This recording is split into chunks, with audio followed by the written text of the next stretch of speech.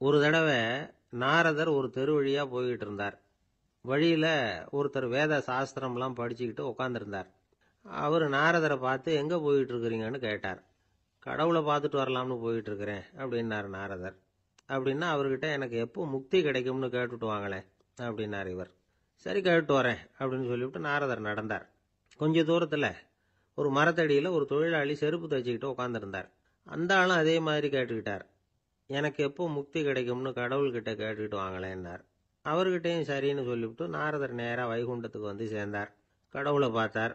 இவங்க 2 பேரும் சொல்லி அனுப்பின விஷயத்தை பற்றி கேட்டார். அதுக்கு கடவுள் சொன்னார், அந்த செருப்பு தைக்கிற தொழிலாளி உடல் நீத்ததும் உடனே என்னை வந்து அடைவான். ஆனால் அந்த சாஸ்திரம் படித்த ஆள் இப்போதைக்கு என்கிட்ட வந்து சேரமாட்டான். அவன் இன்னமும் பல பிறவிகள் எடுத்து அங்கேயே இருக்க வேண்டியிருக்குது. எப்போ இங்கே வந்து சேருவான்னு எனக்கே தெரியாது அப்படின்னார். நாரதருக்கு இதோட ரகசியம் என்னங்கிறது புரியல. எனக்கு ஒன்றும் புரியலையேன்னாரான் கடவுள்கிட்ட. சீக்கிரம் புரிஞ்சுக்குவேன். நீ திரும்பி போகிறப்போ நான் இங்கே வைகுண்டத்தில் என்ன செஞ்சுக்கிட்டு இருக்கேன்னு கேட்டா, ஒரு ஊசியின் துவாரத்தில் ஒரு யானையை கோத்துக்கிட்டு இருக்கிறேன்னு அவங்கக்கிட்ட சொல்லு அப்படின்னார் கடவுள் சிரிச்சுக்கிட்டே. நாரதர் பூமிக்கு திரும்பினார். கடவுளை பார்த்தீங்களா, எப்படி இருக்கார் அப்படின்னு விசாரிச்சார் வேத சாஸ்திரம் படித்தவர். ஓ பகவானா, அவர் யானையை ஊசியின் காதில் நுழைச்சிக்கிட்டு இருக்கிறார் பார்த்தேன்னார் நாரதர். ஊசி காதில் யானையா? அது எப்படி முடியும்? நீங்கள் சொல்கிறத நான் நம்ப மாட்டேன்னு விட்டார் அவர். சரி, இந்த ஆளுக்கு இறைவன் பேரில் நம்பிக்கை இல்லை அப்படிங்கிறத நாரதர் புரிஞ்சுக்கிட்டார். அடுத்தபடியாக அந்த தொழிலாளி இருந்த இடத்துக்கு போனார். இறைவனை பார்த்தீங்களான்னு கேட்டார் அவர். பார்த்தேன், ஒரு ஊசி துவாரத்தில் யானையை கோத்துக்கிட்டு இருந்தார் அப்படின்னு சொல்லிவிட்டு நாரதர் அந்த ஆள் முகத்தை கவனிச்சார். அந்த தொழிலாளி இதை கேட்டுட்டு கொஞ்சம் கூட ஆச்சரியப்படலை. அவரால் முடியாத காரியம் கூட உண்டானார். என்ன இப்படி சொல்கிற? ஊசியின் துவாரத்தில் யானையை கோக்க முடியும்னு நீ நம்புறியா அப்படின்னு கேட்டார் நாரதர். நிச்சயமாக நம்புறேன்னார் அவர். அது எப்படி அப்படின்னு கேட்டார் இவர். இதை பாருங்க, நான் இந்த ஆலமரத்தடியில் தான் தினமும் உட்காந்துருக்கிறேன். தினமும் இந்த மரத்திலிருந்து எவ்வளவோ பழம் கீழே விழுது. இந்த பழத்தில் இருக்கிற ஒவ்வொரு விதையிலேயும் உள்ள ஒரு ஆலமரம் இருக்குது. ஒரு சின்ன விதைக்குள்ள ஒரு பெரிய ஆலமரம் இருக்க முடியுங்கிறப்ப ஊசி துவாரத்தில் கடவுள் யானையை நுழைய வச்சாருங்கிறத ஒத்துக்கிறதுல என்ன கஷ்டம் இருக்கு அப்படின்னு ரொம்ப சர்வசாதாரணமாக பதில் சொன்னாராம் அந்த தொழிலாளி. நாரதர் யோசனை பண்ணார். இந்த தொழிலாளி வேத சாஸ்திரங்களையெல்லாம் படிக்கலைன்னா கூட அறிவுபூர்வமாக சிந்திச்சு இறைவனை நம்புகிறான். அதனால தான் கடவுள் இந்த ஆளுக்கு சீக்கிரம் முக்தி கிடைக்கும்னு சொன்னார் அப்படிங்கிறத புரிஞ்சுக்கிட்டாராம். இந்த கதையில் வர்ற கடவுள், நாரதர், வைகுண்டம் இதெல்லாம் ஒரு பக்கம் இருக்கட்டும். ஒரு சின்ன விதைக்குள்ள ஒரு பெரிய ஆலமரம் தூங்கிக்கிட்டு இருக்கு அப்படிங்கிற உண்மை, அந்தரத்தில் 1000 கிரகங்கள் சுற்றிக்கிட்டு இருக்குங்கிற உண்மை, இதெல்லாம் நாம் பார்த்துக்கிட்டு தானே இருக்கிறோம். இந்த உண்மைகள் அதிசயமாக நமக்கு தெரியறதுனால அதை நம்பாமல் இருந்துட முடியாது. இயற்கையை பரிபூர்ணமாக நம்புங்கள், அந்த நம்பிக்கையே நம்ம வாழ்க்கைக்கு ஆதாரம் அப்படிங்கிறத விளக்கறதுக்காக தான் இந்த கதை. இந்த காலத்தில் நம்ம பிள்ளைங்களுக்கெல்லாம் இது மாதிரி நம்பிக்கை அதிகமாகவே இருக்குது. ஒரு நாள் ஒரு சின்ன பையன்கிட்ட கேட்டேன், ஏன்பா கடவுள் ஒரு பானைக்குள்ள ஒரு யானையை நுழைய வச்சுட்டாருன்னு சொன்னா அதை நீ நம்புவியா அப்படின்னு கேட்டோம். நம்புவேன் சார், அது ஒன்றும் பெரிய அதிசயம் இல்லைன்னா. எப்படிறான்னு கேட்டோம். எப்படின்னா அந்த பானை அந்த யானையை விட பெருசாக இருந்திருக்கும், அவ்வளவுதான் அப்படின்னு சொல்கிறான். ஒரு பெரியவர் உட்கார்ந்துருக்கிறார். அவரை சுற்றி அவருடைய தோழர்கள் உட்கார்ந்துருக்கிறாங்க. ஏதோ ஒரு முக்கியமான செய்தியை அவர் அவங்களுக்கு சொல்லிகிட்டு இருக்கிறார். அவங்களும் ஆர்வமாக கேட்டுக்கிட்டு இருக்கிறாங்க. இந்த சமயத்தில் யாரோ ஒரு ஆள் வேகமாக அங்கே வர்றார். வர்ற வேகத்திலேயே எனக்கு ஏதாவது உதவி செய்யுங்க அப்படின்னு கேட்டுக்கிட்டே வர்றார். கேட்கறது உதவி, ஆனால் குரல் மிரட்டுறது மாதிரி இருக்கு, அதட்டி கேட்கறது மாதிரி இருக்கு. இதை கேட்டது அந்த பெரியவர் ஆத்திரப்படலை, ஆனால் அவரை சுற்றி இருந்தவங்க ஆத்திரப்பட்டாங்க. இதை பெரியவர் கவனிச்சார். கொஞ்சம் அமைதியாக இருங்கன்னார். வந்தவரை கூப்பிட்டார். அவருக்கு சில பொருள்களை கொடுத்தார். என்னங்க, இப்போ உங்களுக்கு மகிழ்ச்சி தானே அப்படின்னார். ஆ அப்படின்னு அலட்சியமாக அவர் சொல்கிறார். நான் உங்களை நல்ல முறையில் நடத்தினேன்னா அப்படின்னு கேட்குறாரு அவர் மறுபடியும். அதெல்லாம் ஒன்றும் இல்லை அப்படின்னு சொல்லி அவர் சொல்லிகிட்டு இருக்கிறாரு. குரலில் கடுமை குறையில. சுற்றி இருந்தவங்களால இதை பொறுத்துக்க முடியல. கோபத்தோடு அவரை நோக்கி நெருங்க ஆரம்பித்தாங்க. பெரியவர் அவங்களையெல்லாம் தடுத்து நிறுத்தினார். வந்தவரை வாங்க என்னோட அப்படின்னு சொல்லி அழைச்சிட்டு போனார். வீட்டுக்கு போனார். அங்கே போனதும் இன்னும் சில பொருள்களை எடுத்து அவர்கிட்ட கொடுத்தார். இப்போ திருப்தி தானே, நான் உங்ககிட்ட நல்ல முறையில் நடந்துக்கிட்டேனா அப்படின்னார். அவர் முகம் இப்போ தான் கொஞ்சம் மலர்ந்தது. ரொம்ப நன்றி, இறைவன் உங்கள் குடும்பத்துக்கு எல்லா நன்மைகளையும் செய்வான் அப்படின்னு சொன்னார். இதே வார்த்தைகளை என்னுடைய தோழர்கள்கிட்டே சொல்லிட்டீங்கன்னா அவங்க கோபம் தணிஞ்சிரும், வர முடியுமான்னார். கண்டிப்பாக வர்றேன் அப்படின்னாரு. மறுநாள் காலையில் அந்த இடத்துக்கு வந்தார். அதே மாதிரி சொல்லிவிட்டு அவர் போயிட்டார். தோழர்கள்லாம் ரொம்ப வியப்போடு பெரியவரை பார்த்தாங்க. அந்த பெரியவர் தான் நபிகள் நாயகம். அவர் சொன்னார், ஒருத்தன் ரொம்ப ஆசையாக ஒரு ஒட்டகத்தை வளர்த்துக்கிட்டு வந்தான். ஒரு நாள் அந்த ஒட்டகம் வந்து கயத்தை அறுத்துக்கிட்டு ஓடி போயிட்டுது. அக்கம் பக்கத்தில் இருக்கிறவங்கெல்லாம் அந்த ஒட்டகத்தை பிடிக்கிறதுக்கு முயற்சி பண்ணாங்க. அதை துரத்திக்கிட்டு ஓடினாங்க. ஒட்டகம் வந்து தாறுமாறாக ஓட ஆரம்பிச்சுது. இந்த சமயத்தில் ஒட்டகத்தை வளர்த்தவன் அங்கே ஓடி வந்தான். நீங்கள் அதை ஒன்றும் செய்ய வேணாம், விட்டுருங்க. அதோட சுபாவம் எனக்கு நல்லா தெரியும். அதை சுலபமாக என்னோட வழிக்கு கொண்டுட்டு வந்துட முடியும். நான் பார்த்துக்கிறேன், விட்டுருங்கோ அப்படின்னா. எல்லாரும் விலைக்கு போயிட்டாங்க. இவன் என்ன செஞ்சான் தெரியுமா? கொஞ்சம் புல்லை கையில் எடுத்துக்கிட்டு அந்த ஒட்டகத்தை நெருங்கினான். அவ்வளவுதான். அது ஓடி வந்து இவன் காலடியில் உட்காந்துக்கிட்டது. செல்லமாக அதை அப்படியே தடவி கொடுத்தான். முதுகில் ஏறி உட்காந்துக்கிட்டான். அது பாட்டுக்கு சாதுவாக நடந்து போகுது. இந்த கதையை நபிகள் நாயகம் தம்முடைய தோழர்களுக்கு சொல்றார். ஒட்டகத்தை மட்டும் இல்லை, சில மனிதர்களையும் கூட சில விதத்தில் அணுகிதான் அவர்களை வந்து சீர்திருத்த வேண்டியிருக்குது அப்படிங்கிறத அவங்களுக்கு உணர்த்தினார். இது ஒரு அழகான உளவியல் அணுகுமுறை. சில குடும்ப தலைவர்கள் கூட இந்த ஒட்டகம் மாதிரி நடந்துகிறது உண்டு. அப்புறம் அடங்கி போகிறதும் உண்டு. ஒரு குடும்ப தலைவர் காலையில் எழுந்திரிச்சதுலேருந்து சத்தம் போட்டு கத்திக்கிட்டு இருப்பார். பக்கத்தில் இருந்தவங்கெல்லாம் ஓடி போய் சமாதானம் பண்ணி பார்த்தாங்க. அவர் ஓயறது மாதிரி தெரியல. கடைசியில் அவர் மனைவி வந்தாங்க. நீங்கள் எல்லாம் விலைக்கு போயிடுங்க, அவர் சுபாவம் எனக்கு தெரியும், நான் பார்த்துக்கிறேன் அப்படின்னாங்க. சரின்னு எல்லாரும் போயிட்டாங்க. சாயந்தரமாக வந்து பார்க்குறாங்க, அவர் சத்தம் இல்லாமல் ஒரு மூலையில் உட்காந்துருக்கிறார், ரொம்ப சாதுவா. ஆச்சரியமாக இருந்தது. என்னம்மா பண்ணீங்கன்னு கேட்டாங்க. அது ஒன்றும் இல்லைங்க, ஒரு வேளை சாப்பாட்டை நிறுத்தினேன், பட்னி போட்டேன், அவ்வளவுதான் அப்படின்னாங்க அந்த அம்மா. பக்தின்னு சொல்கிறோம் இல்லையா, அது வந்து 3 வகைப்படும் அப்படிங்கிறார் ஒரு பெரியவர். அது என்ன 3 வகைன்னா, தெய்வ பக்தி, அடியார்கள் பக்தி, குரு பக்தி. அடியார் பக்தியை விட தெய்வ பக்தியை விட குரு பக்தி தான் ரொம்பவும் சிறந்ததுங்கிறார் அவர். தெய்வத்துக்கிட்ட செஞ்ச பாவம் குருநாதர்கிட்ட தீர்ந்துருமா. குருநாதர்கிட்ட செஞ்ச பாவம் தெய்வத்துக்கிட்ட போனாலும் தீராதான். இப்படி பெரியவங்கெல்லாம் சொல்லி வச்சிருக்கிறாங்க. ஒரு காடு, அங்கே அயோத தௌமியர் அப்படின்னு ஒரு தபோதனர். அவர் பல மாணவர்களை ஒன்றா சேர்த்து ஒரு குருகுலம் நடத்திக்கிட்டு இருக்கிறார்.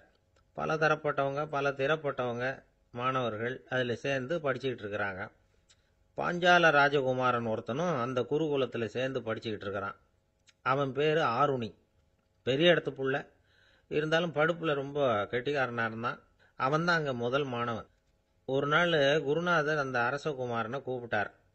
நம்ம குருகுலத்துக்கு சொந்தமான வயலில் தண்ணீர் பெருகி வெள்ளம் வந்து பயிரை வந்து அழிக்குதான், அதனால் நீ போய் மடையை அடைச்சிட்டு வந்துடும் அப்படின்னார்.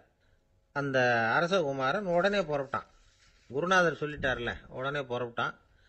நான் பெரிய இடத்து பிள்ளையாச்சே, ராஜகுமாரனாச்சே, ரொம்ப செல்வாக்கூட வளர்ந்தவனாச்சே, நான் போய் வயலில் இறங்கி வேலை செய்கிறதா அப்படின்னுலாம் அவன் நினைக்கல. குருநாதர் கட்டளையை நிறைவேற்ற வேண்டியது நம்ம கடமை அப்படின்னு நினச்சான். உடனே ஒரு மண்வெட்டியை தூக்கி தோளில் வச்சுக்கிட்டு புறப்பட்டு போயிட்டான். வயலுக்கு போனான். பார்த்தான், தண்ணி கரையை உடச்சிக்கிட்டு வயலுக்குள்ளே ஏகமாக பாஞ்சிக்கிட்டு இருக்குது. இவன் மண்வெட்டியால் களிமண்ணை புல்லோடு சேர்த்து புல் பத்த மாதிரி வெட்டி வெட்டி போட்டான். இருந்தாலும் மடையை அடைக்க முடியல. தண்ணி அதை மீறி வந்துக்கிட்டே இருக்குது. தண்ணி வந்து வேகமாக வயலுக்குள்ளே போய்கிட்டே இருக்குது. போடுற பத்தையெல்லாம் கரைஞ்சி கரைஞ்சி போயிட்டுருக்கு. இருந்தாலும் இவன் தன்னுடைய முயற்சியை கைவிடலை. வெட்டி வெட்டி போட்டுக்கிட்டே இருக்கிறான். காலையில் அங்கே போனவன் சாயந்தரம் வரைக்கும் இப்படி செஞ்சுக்கிட்டு இருக்கிறான். உடம்பும் மனசும் ரொம்பவும் சோர்ந்து போச்சு. இருந்தாலும் குருநாதர் இட்ட கட்டளையை நிறைவேற்றாமல் இருக்கிறோமேங்கிற ஒரு குறை அவனுக்கு இருக்குது. குரு கட்டளையை நிறைவேற்றாத நான் வந்து இன்னமும் இருக்கணுமா அப்படின்னு யோசனை பண்ண ஆரம்பிச்சிட்டான். என்ன செய்யலாம்னு பார்த்தான். நம்ம குருநாதர் இட்ட பணிக்காக இந்த உடம்பையே தியாகம் பண்ணலாம் அப்படின்னு முடிவு பண்ணான். தண்ணி பாயுதில் அதுக்கு குறுக்க விழுந்து அப்படியே மடையை அடைச்சிக்கிட்டு அப்படியே படுத்துட்டான். இது மற்றவங்களுக்கு தெரியாது. அன்னைக்கு ராத்திரி ஒரு விளக்கு முன்னாடி உட்காந்து குருநாதர் பிள்ளைங்களுக்கு பாடம் சொல்லி கொடுத்துக்கிட்டு இருக்கிறார். வரிசையில் இருக்கக்கூடிய ராஜகுமாரனை காணலை. நம்ம ஆருணி எங்கே போனா அப்படின்னு சொல்லி மற்ற மாணவர்களை விசாரித்தார். இப்போ அவங்க சொன்னாங்க, சுவாமி, அவன் காலையில் வயலுக்கு வந்து மடையை அடைக்கிறதுக்காக போனான், நீங்கள் தான் போக சொன்னீங்க, இன்னும் திரும்பி வரல அப்படின்னு அவர் பையன். குருநாதர் உடனே ஒரு தீவெட்டி எடுத்துக்கிட்டு மாணவர்களை அழைச்சிக்கிட்டு வயலுக்கு போனார். அங்கே போய் பார்த்தா ஆளை காணும். ஆருணி ஆருணின்னு சொல்லி சத்தம் போட்டு கூப்பிட்டு பார்க்குறார். நான் இங்கே இருக்கேன் குருநாதா அப்படின்னு காலுக்கு அடியிலேருந்து ஒரு சத்தம் வருது. குனிஞ்சு பார்த்தா அவன் மழையில் படுத்துருக்கிறான். என்னப்பா இதுன்னார். காலையிலேருந்து இந்த மழையை அடைச்சி பார்த்தேன் சுவாமி, முடியல, அதனால் இப்படி குறுக்க படுத்துட்டேன். என்னை தாண்டறதுக்கு பயந்து போய் தண்ணியே தேங்கி நின்றுட்டுது அப்படின்னா. அவனுடைய குரு பக்தியையும் அவனை தாண்டறதுக்கு அஞ்சு நிற்கிற தண்ணி தேக்கத்தையும் பார்த்துட்டு எல்லாரும் ரொம்ப ஆச்சரியப்பட்டு போயிட்டாங்களாம். ஆருணி எழுந்திரிச்சு வா அப்படின்னு கூப்பிட்டாராம் குருநாதர். அவன் தண்ணீரை பொழந்துக்கிட்டு எழுந்திரிச்சு வந்தானான்.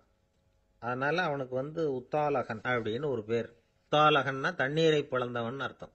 அந்த உத்தாலகன் மாதிரி இந்த காலத்து மாணவர்களுக்கும் குரு பக்தி வேணும் அப்படின்னு சொன்னோம் ஒரு பள்ளிக்கூடத்தில். உடனே நிறைய மாணவர்கள் எழுந்திரிச்சு நின்னாங்க.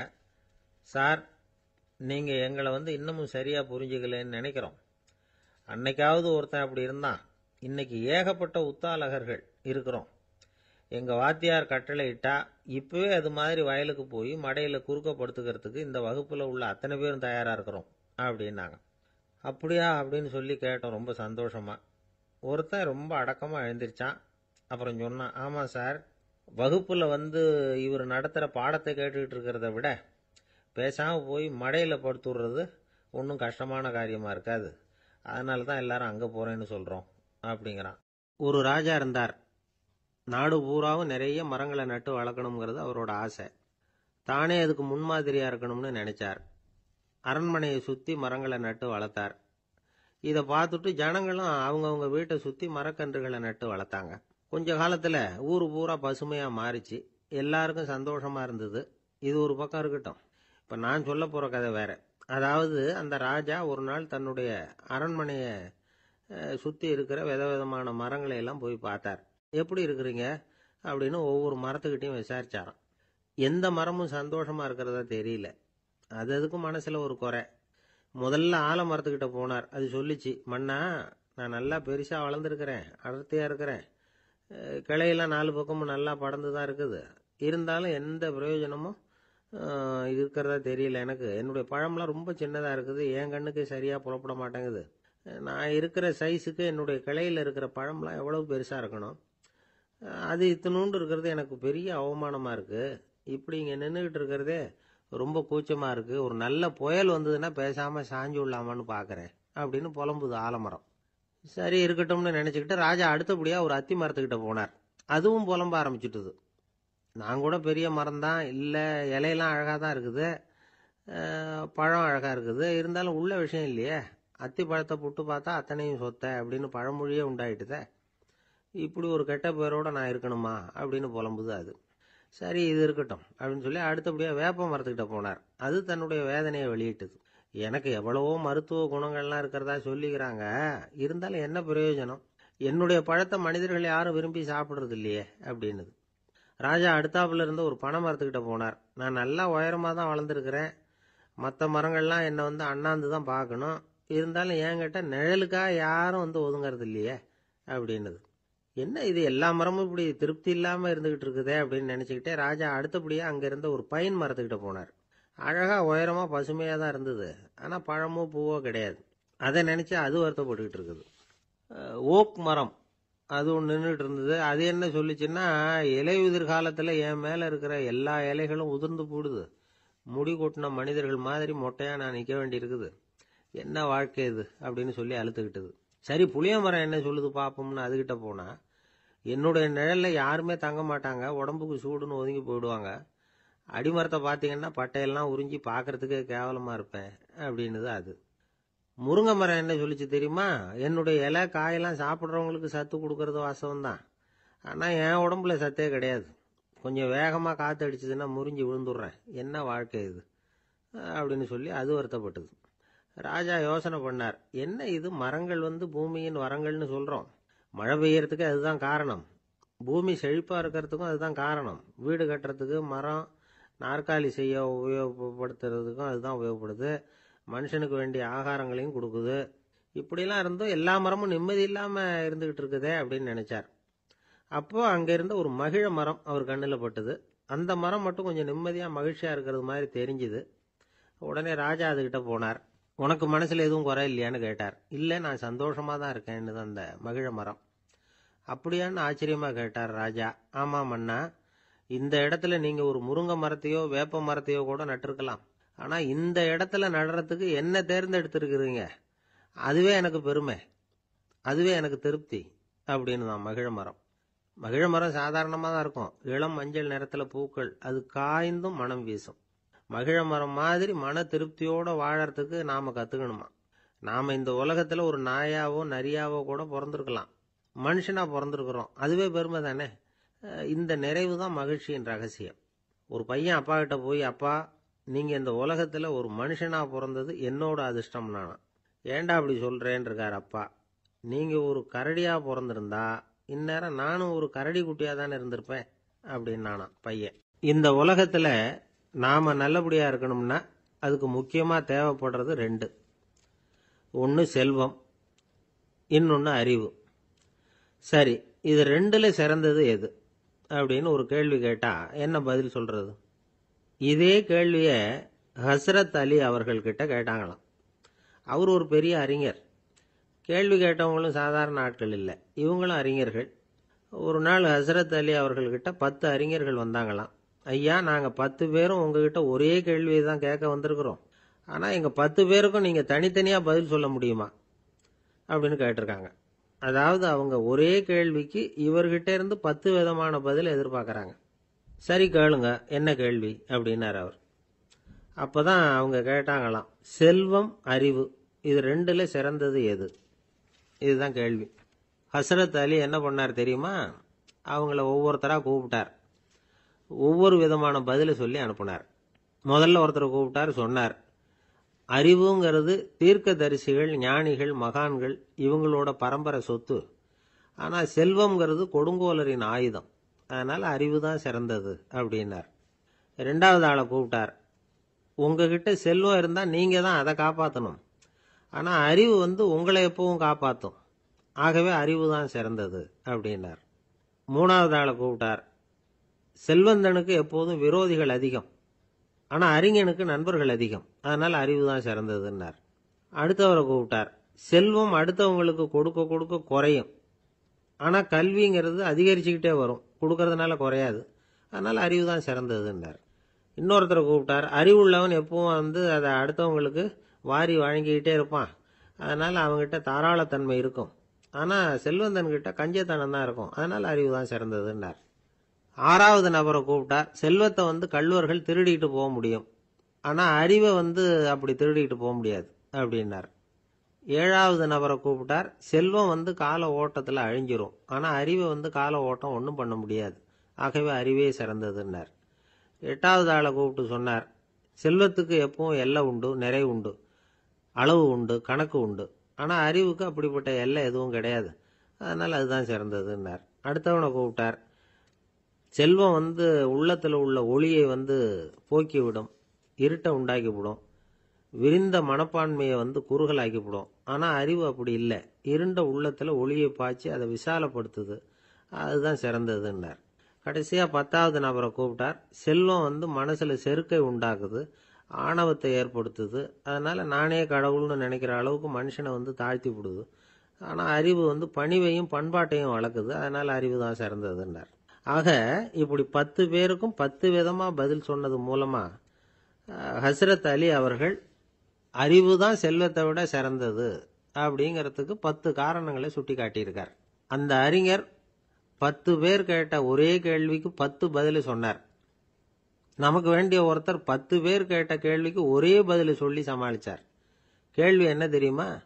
என்கிட்ட வாங்கின கடனை எப்பயா திருப்பி கொடுக்க போற? இதுதான் அந்த 10 பேரும் கேட்ட ஒரே கேள்வி. இந்த மாதம் 26ஆம் தேதி தந்துடுறேன் அப்படிங்கிற ஒரே பதில் சொல்லி அவ்வளவு பேரையும் இவர் அனுப்பி வச்சுட்டாராம். எல்லாரும் போனதுக்கு அப்புறம் இவரை தனியாக கூப்பிட்டு கேட்டிருக்கிறாங்க. அது என்ன சார் கணக்கு, 26ஆம் தேதி அன்னைக்கு என்ன அதிசயம் நடக்க போகுது அப்படின்னு கேட்டிருக்காங்க. அதிசயம் அன்னைக்கு இல்லை, அதுக்கு முத நாளே நடக்க போகுதுன்னாராம். விவரமாக சொல்லுங்கன்னு இருக்காங்க. வேற ஒன்றும் இல்லைங்க, 26ஆம் தேதி தானே எல்லாரையும் வர சொல்லியிருக்கிறேன், அதுக்கு முத நாளே நான் புறப்பட்டு தலைமறைவாயிட போகிறேன் அப்படின்னாராம். ரொம்ப பெருமையாக ஒரு இலக்கிய கூட்டம் ஏற்பாடு பண்ணியிருக்கிறோம், நீங்கள் அவசியம் வந்து அதில் பேசணும் அப்படின்னு கேட்டுக்கிட்டார் ஒருத்தர். வேணாங்க, 4 பேருக்கு முன்னாடி வந்து நிற்கிறதுனா எனக்கு ரொம்ப கூச்சமாக இருக்கும் அப்படின்னாரு இவர். ஏன் சார் இன்னமும் குழந்த மாதிரி கூச்சப்படுறீங்களே அப்படின்னார் அவர். அவரை ஒரு மாதிரியாக சமாளித்து அனுப்பி வச்சுட்டு அதுக்கப்புறம் அதை பற்றி இவர் யோசித்து பார்த்துருக்கார். சில நிபுணர்கள் எழுதியிருக்கிறத படித்தும் பார்த்துருக்கிறார். மனோதத்துவ நிபுணர்கள் என்ன சொல்கிறாங்க தெரியுமா? 10லேருந்து 20% குழந்தைகள் பிறக்கிறப்பவே கூச்ச சுபாவம் கொண்டதாக தான் இருக்குதான். ஒரு தாத்தா தன்னோட பேர பிள்ளைய ஆசையாக கூப்பிடுறார் விளையாட்டு காட்ட, அதை அழுதுகிட்டு ஓடி போகுது. ஒரு அம்மா தன்னோட பிள்ளைய பள்ளிக்கூடத்தில் சேர்க்கறதுக்காக கூப்பிட்டுக்கிட்டு போகிறாங்க. அந்த புள்ள அம்மாவோட முந்தானையில் ஒளிஞ்சிக்கிட்டு வெளில வரமாட்டேங்குது. இவங்களெல்லாம் எப்படி சமாளிக்கிறது? குழந்தைகளோட கூச்ச சுபாவத்தை போக்குறது எப்படி? இதுக்கு நிபுணர்கள் சில யோசனைகளை சொல்லியிருக்கிறாங்க. மற்றவங்களுக்கு முன்னாடி என் பையனுக்கு கூச்சம் ரொம்ப அதிகம் சார், மற்றவங்க பார்த்தா ரொம்ப வெக்கப்படுறான், இப்படி சொல்கிற அப்பாக்கள் உண்டு. என் பையன் புது மனுஷால பார்த்தா அட்டையாக ஒட்டிக்குவான் சார் அப்படின்னு சொல்கிற அப்பாக்களும் உண்டு. இப்படிலாம் குழந்தைகளுக்கு வந்து முத்திரை குத்துறது ரொம்ப தப்பான். புதுசாக யாராவது வீட்டுக்கு வந்தால் குழந்தை தானாக தன்னோட கூச்சத்தையும் பயத்தையும் போக்கிக்கிட்டு சகஜமாக மாறி வர்றதுக்கு வாய்ப்பு கொடுக்கணுமா. ஒரு கூட்டத்துக்கோ அல்லது சொந்தக்காரங்க கல்யாணத்துக்கோ குழந்தைய அழைச்சிட்டு போகிறீங்க, அங்கே போய் கட்டாயப்படுத்தி குழந்தைய மற்றவங்க கிட்ட பேச சொல்லக்கூடாது. சில சமயம் குழந்தை தானாக தன்னுடைய கூச்ச சுபாவத்தை விட்டு பேசுறதுக்கு முன் வந்தால் அதை பாராட்டணும். குழந்தை கலகலப்பு இல்லாமல் மௌனமாக இருந்ததுன்னா அதையும் கண்டுக்கக்கூடாது. குழந்தை பேச ஆரம்பித்தா அதை ஆர்வத்தோடு கவனிக்க தெரியணும். கலந்து உரையாடுற பழக்கத்தை வீட்லேயே ஆரம்பிக்கலாம். கேட்டதுக்கு பதில் சொல் அப்படின்னு நீங்கள் அதிகாரம் பண்ணிகிட்டு இருக்கக்கூடாது. அது வந்து குழந்தைக்கு பேசுகிற சந்தர்ப்பத்தை குறைச்சிருமா. இப்போ நாம் அதிகாரம் பண்ணால் கேலி செய்கிற பழக்கம் குழந்தைகளை வந்து ரொம்ப பாதிச்சிருமா. பெரியவங்களானதுக்கு அப்புறமும் சில பேர் கூச்சத்தோடவும் பயத்தோடவும் இருக்கிறதுக்கு இதுதான் காரணம். சின்ன வயசில் அவங்கெல்லாம் ஏதாவது கேலிக்கு ஆளாகி இருப்பாங்க. 2வது குழந்தை மூத்த குழந்தைய வந்து கேலிக்கு ஆளாகிற சந்தர்ப்பங்களை கண்டு கேலி பண்ணினா அது இளம் நெஞ்சங்களை விட்டு நீங்கிறதே இல்லையா. எப்பவும் குழந்தையோட நடை உடை பாவனைகளை பற்றி சொல்லிக்கிட்டே இருக்கக்கூடாதான். அதுவே கூச்ச சுபாவத்தை கொண்டுகிட்டு வந்துருமா. அப்பா எங்கன்னு யாராவது கேட்டால் இது மாதிரி இன்ன காரியத்துக்காக வெளியில் போயிருக்கார், இத்தனை மணிக்கு திரும்பி வருவார் அப்படின்னு சொல்கிற அளவுக்கு குழந்தைகளை வந்து பழக்கப்படுத்தி வைக்கணும். ஃபோன்லேயே யாராவது விசாரித்தா கூட இது மாதிரி பதில் சொல்லு அப்படின்னு சொல்லணும். சின்ன சின்ன மீட்டிங்கில் 4 வார்த்தை பேச தயார் பண்ணலாம். ஒரு கடையிலையோ அல்லது ஹோட்டல்லையோ ஏதாவது விவரம் கேட்கணும்னா உங்கள் குழந்தைய தைரியமாக அனுப்புங்க. குழந்தைகள் பணிவாகவும் பொறுமையாகவும் விவரம் கேட்குறப்போ கூச்ச சுபாவம் தானாக போயிடும். சின்ன வயசுலேயே இப்படிலாம் பழக்கப்படுத்தினா தான் வருங்காலத்தில் தைரியமாக இந்த சமுதாயத்தில் வாழ முடியும். இல்லைன்னா 60 வயசுலேயும் அடுப்பங்கரையை விட்டு வெளில வர்றதுக்கு கூச்சப்பட்டுக்கிட்டு தான் இருக்க வேண்டியிருக்கும். இந்த காலத்து பிள்ளைங்க எவ்வளவோ பரவாயில்ல, எதுக்கும் தயங்குறதில்ல, கூச்சப்படுறதில்ல. ஒரு அம்மா அடுப்பங்கரையிலேருந்து சத்தம் போட்டாங்க, டேய் ராமு, தயவு பண்ணி அந்த டிவியை நிறுத்துறா, அந்த பெண்ணோட குரல் மகா மோசம், அடுப்பங்கரையில் இருக்கிற என்னாலேயே அதை சகிச்சிக்க முடியல அப்படின்னாங்களாம். உடனே பையன் கொஞ்சம் கூட தயங்காமல் பதில் சொல்கிறான், அம்மா இந்த குரல் டிவியிலேருந்து வரல, எதிர்த்த விட்டு மாமி தான் இங்கே வந்திருக்கிறாங்க, அவங்க தான் இப்போ என்னோட பேசிக்கிட்டு இருக்கிறாங்க அப்படின்னு நான். கங்கை கரை தோட்டம் பக்கத்தில் ஒரு ஆசிரமம், அங்கே ஒரு பெரியவர் தங்கியிருக்கிறார். அவர் தான் ராமகிருஷ்ண பரமஹம்சர். அந்த ஆசிரமம் இருந்த இடம் கரக்பூர். வங்காளத்தில் பொதுவாக எல்லாரும் மீன் சாப்பிட்றது உண்டு. கங்கையில் குளிச்சுட்டு கையில் ஒரு மீனோடு வர்றது வழக்கம். இவர் இருக்கிற இடத்துக்கு கங்கையில் படகு வழியாக வரணும். அப்படி தான் எல்லாரும் வருவாங்க. வர்றவங்களை ஒன்று கூட்டி ஆன்மீக விஷயங்களை பற்றி பேசிக்கிட்டு இருப்பார். ஒவ்வொரு நாள் ஒவ்வொருத்தர் நகரத்துக்கு போகணும், வரும்பொழுது மீன் கொண்டுகிட்டு வரணும். அதுக்கு ஒரு அட்டவணையே உண்டு ஆசிரமத்தில். அது பிரகாரம் ஒரு நாள் சுவாமி யோகானந்தர் படகில் போனார். படகை செலுத்தினவங்க ராமகிருஷ்ணரையும் சுவாமி யோகானந்தரையும் மற்றவங்களையும் பித்தர்கள் அப்படின்னு சொல்லி ஏளனமாக பேசினாங்க. அவங்க என்ன பைத்தியம் பிடிச்சவங்க அப்படிங்கிறது மாதிரி. சுவாமி யோகானந்தருக்கு ரொம்ப மென்மையான இதயம். இவங்க இப்படி கண்ணாபின்னான்னு பேசுகிறத பார்த்தா மீனை வாங்கிட்டு திரும்புகிறப்போ என்ன நடக்குமோ அப்படிங்கிற பயம் வேற வந்துட்டுது அவருக்கு. அவ்வளவு மென்மையானவர். இதை தெரிஞ்சுக்கிட்ட ராமகிருஷ்ணர், யோகானந்தா இங்கே வா அப்படின்னு கூப்பிட்டார். இவர் கண்ணீரை தொடச்சிக்கிட்டே கிட்ட போனார். சொன்னார், ஐயா, படகு ஓட்டுறவங்க உங்களை பற்றி மோசமாக பேசுகிறாங்க. என்ன திட்டினா பரவாயில்ல, ஆனால் உங்களை அவங்க திட்டுறாங்க, அதை என்னால் தாங்கிக்க முடியல அப்படின்னார். இதை கேட்டதும் ராமகிருஷ்ணருக்கு கோபம் வந்துட்டுதான். என்னது, உன்னுடைய குருவை பத்தி அவங்க மோசமா பேசும்பொழுது நீ சும்மா இருந்தியா? வெளியில போ அப்படின்னு விட்டார். குரு நிந்தனை செய்யறப்போ அதை கேட்டுக்கிட்டு சும்மா இருக்கலாமா? குரு நிந்தனையை கேட்டா பாவம் இல்லையா? என்னை தூற்றும் போது அவங்க பாவம் செய்யறாங்க. அதை கேட்டுக்கிட்டு நீ சும்மா இருந்தா நீயும் பாவம் செய்யற அப்படின்னாராம். அடுத்த நாள் சுவாமி நிரஞ்சனானந்தர் போக வேண்டிய நாள். இவர் படகுல போகும்பொழுதும் அதே மாதிரி நடந்துதான். அவங்க மோசமா பேச ஆரம்பிச்சாங்க, திட்ட ஆரம்பிச்சாங்க. அப்படி கேலி பண்ண ஒருத்தனை இவர் என்ன பண்ணார், பலார்னு கன்னத்தில் அரைஞ்சுட்டார். இன்னொருத்தனை கங்கையில தூக்கி எறியறதுக்கும் தயாராயிட்டார். அதுக்கப்புறம் அவங்க யாரும் வாயை திறக்கல. மீன் வாங்கிட்டு வர்றப்பவும் படகுல ஒரே அமைதி. அவ்வளவு பயம் அவங்களுக்கு. ராமகிருஷ்ணர் கூப்பிட்டு விசாரிச்சார் என்ன நடந்ததுன்னு. இவர் சொன்னார், அவர் யோகானந்தா போகும்பொழுது என்ன நடந்ததோ அப்படியே தான் இப்பவும் நடந்தது. குரு நிந்தனை செய்யறத கேட்டுக்கிட்டு நான் சும்மா இருப்பேனா? ஒருத்தனை அப்படியே அரைஞ்சுட்டேன், இன்னொருத்தனை ஆற்றுல தூக்கி போட்டுருவேன்னு பயமுறுத்தினேன், அவ்வளவுதான் அப்படின்னாராம். இப்பவும் ராமகிருஷ்ணருக்கு கோபம் வந்துட்டு தான். என்ன இது, அணியறது காஷாயம், இருக்கிறது ஆசிரமம், உனக்கு இவ்வளவு கோபம் வந்ததுன்னா அப்புறம் என்னத்துக்கு ஆசிரமத்தில் இருக்கணும்? பிரம்மச்சாரி எப்பவும் அமைதியாக இருக்கணும் அப்படின்னு அறிவுரை சொன்னாராம் ராமகிருஷ்ணர். அப்போ இவர் கேட்டாராம், ஏங்க அவருக்கு ஒரு விதமான அறிவுரை சொன்னீங்க, எனக்கு வேற விதமாக அறிவுரை சொல்றீங்க, இதில் எது உண்மை அப்படின்னு கேட்டிருக்கார். இதுக்கு ராமகிருஷ்ணர் சொன்ன பதில் என்னன்னா, அட அசடே, சக்கரத்தில் காற்று அதிகமாக இருந்தால் குறைக்கணும், குறைச்சலாக இருந்தால் கூட்டணும். அவன் சாது, அவனுக்கு அதிக உணர்ச்சி தேவை, உனக்கு படபடப்பு அதிகம், உனக்கு பொறுமை தேவை அப்படின்னாராம். இதில் உள்ள கருத்து என்னன்னா, கல்விங்கிறது எப்படின்னா அதை சூழ்நிலைக்கு தகுந்த மாதிரி கற்பிக்கணும். எல்லாருக்கும் ஒரே மாதிரி கற்பிக்கக்கூடாது. கேட்குறவர் தகுதி, புரிஞ்சுக்கிற திறமை, இதை பொறுத்து கல்வி அமையணும். ஆரம்ப காலத்தில் ஒரு குரு, அப்போ ஒரு சீடன் இருந்தான். அது வேடிக்கையான குரு, வேடிக்கையான சீடன். ஒரு ஆசிரமம். ஒரு நாள் ஒருத்தன் அவசரமாக அந்த குருவை தேடி வந்திருக்கிறான். என்ன விஷயம்னு விசாரிச்சார் குரு. உங்கள் சீடர் என்னை அடிச்சுட்டார் அப்படின்னு புகார் பண்ணானா அந்த ஆள். குரு சீடனை கூப்பிட்டார். அடிச்சியா இந்த ஆளை அப்படின்னு கேட்டாராம். ஆமான் இருக்கான் சீடன். ஏன் அடிச்சே அப்படின்னு கேட்டாராம். இந்த ஆள் உங்களை பற்றி மட்டமாக பேசிவிட்டான், என்னால் அதை தாங்கிக்க முடியல, அதனால தான் அடிச்சுட்டேன் இருக்கான். அப்படி என்ன பேசினா அப்படின்னு கேட்டாராம். உன்னுடைய குருநாதர் இப்பெல்லாம் அர்த்தமில்லாமல் பேச ஆரம்பிச்சுட்டார் அப்படின்னு சொல்லிவிட்டான், அதனால தான் அடிச்சுட்டேன் அப்படின்னானா. அதுக்காக அடிச்சே அப்படின்னாராம். நான் அதுக்காக அடிக்கல குருவே, இப்பெல்லாம் நீங்கள் அர்த்தம் இல்லாமல் பேசுறதாக அவன் சொல்கிறான், அப்படின்னா இதுவரைக்கும் நீங்கள் அர்த்தத்தோடு பேசினதாகத்தானே அர்த்தம், அது தப்பு தானே, அதனால தான் அடித்தேன் அப்படின்னானா. துருக்மேனியாவில் அஷ்காபாத் அப்படின்னு ஒரு நகரத்தில் ஒரு புவியியல் விஞ்ஞானி இருந்தார். அவர் ஒரு நாய்க்குட்டி வளர்த்தார். ஒரு நாள் முன்னிரவு நேரம் ஒரு மேஜைக்கு முன்னாடி உட்காந்து அந்த விஞ்ஞானி ஏதோ கணக்கு போட்டுக்கிட்டு இருக்கிறார். அவருக்கு ஒரு சின்ன பெண் குழந்தை, அது தொட்டிலில் தூங்கிட்டு இருக்குது. அந்த நாய்க்குட்டியும் ஒரு மூலையில் படுத்து அது பாட்டுக்கு தூங்கிட்டு இருந்தது. ஒரே அமைதி.